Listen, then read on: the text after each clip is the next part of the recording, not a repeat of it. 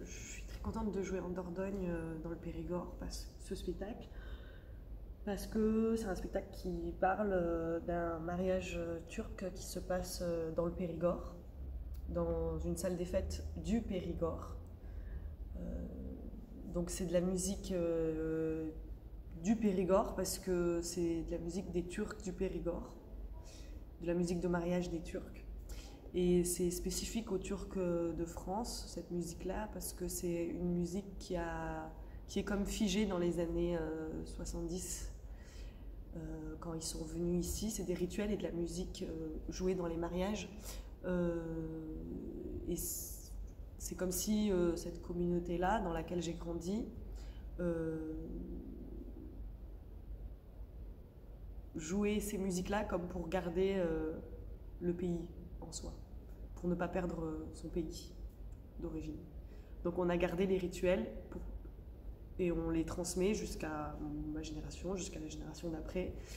Et donc c'est vraiment, je l'ai joué ce spectacle un peu partout. Je raconte le Périgord, je fais un zoom dans le spectacle, c'est un zoom du Périgord jusqu'à la salle des fêtes de cette communauté-là qui est dans le Périgord.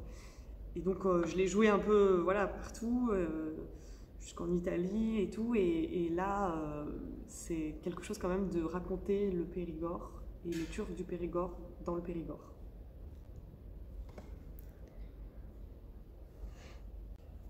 Ce que je trouve intéressant ce que je trouvais intéressant en fait dans l'idée de reconstituer un mariage turc, c'est d'inviter le public dans ces salles des fêtes, et un public qui ne connaît pas ce qui se passe dans ces salles des fêtes du Périgord, où il y a des communautés d'immigrés turcs qui vivent. Et donc à chaque fois quand je vais jouer ce spectacle,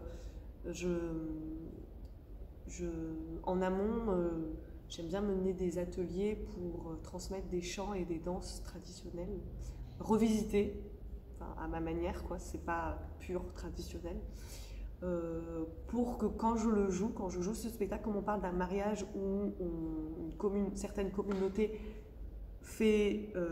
réalise des chants, des danses collectives, pour qu'on ait dans le public des complices, moi j'appelle ça des barons, comme dans le théâtre de rue, où c'est des complices qui en savent un peu plus sur le spectacle dans le public, et qui sont comme ma famille en fait, ou des gens qui savent les danses et les chants, et qui entraînent aussi les autres. C'est un peu des figurants de la salle des fêtes, quoi. C'est encore plus immersif avec eux quand j'ai un chœur avec moi, un chœur de gens qui sont volontaires, qui sont pas forcément c'est pas des chanteurs ou des danseurs pros, pas du tout, c'est vraiment pour tout le monde, tout public. Et j'aime beaucoup faire ça.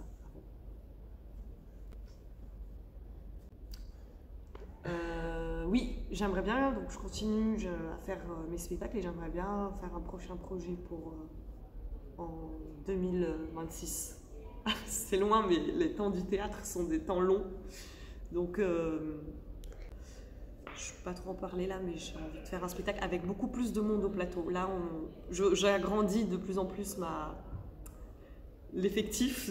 Au début, dans le premier spectacle, on était 2. Deuxième spectacle, on est 4. Et là, je pense qu'on va être 10. Ouais. Une thématique?